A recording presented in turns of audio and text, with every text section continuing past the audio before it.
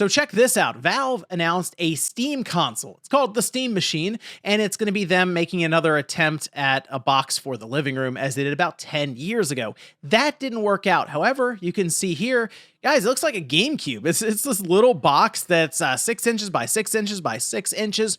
And even though it's small, it seems to be packing some pretty good hardware. A semi-custom Zen 4 6-core 12-thread CPU, that's up to 4.8 gigahertz. A semi-custom AMD RDNA 3 with 28 CUs at 110 watt TDP, 16 gigabytes DDR5, plus 8 gigabytes of GDDR6 VRAM. And I know you're asking, what does all that actually amount to? Well, Valve says they're going for 4K 60 FPS, of course, leveraging FSR with upscaling techniques. So it's not going to necessarily be true 4K across the board. And as you would expect with the PC environment, you can play around with settings and get what you really want out of it. Now, there's two different models, 512 gigabytes for storage or 2 terabytes. However, it seems that you'll be able to upgrade the storage yourself if you're handy enough. Otherwise, there is a micro SD card slot, so you can upgrade that way. However, the big thing here is Steam OS, and you'll be able to have all of your games that you currently own on Steam transfer directly over by just signing in. And it makes you wonder about some of the competition in the living room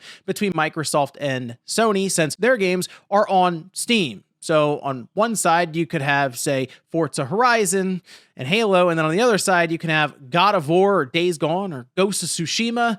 So it's an interesting time right now with what Valve is doing with this large hardware ecosystem they formed, going from the Steam Deck to VR to the Steam Machine, or even to the office computer you built for thousands of dollars in your game room. So interesting stuff here. Let me know if you're going to be picking this one up next year when it launches. We're still waiting on price points, so here's hoping Valve can keep that under control.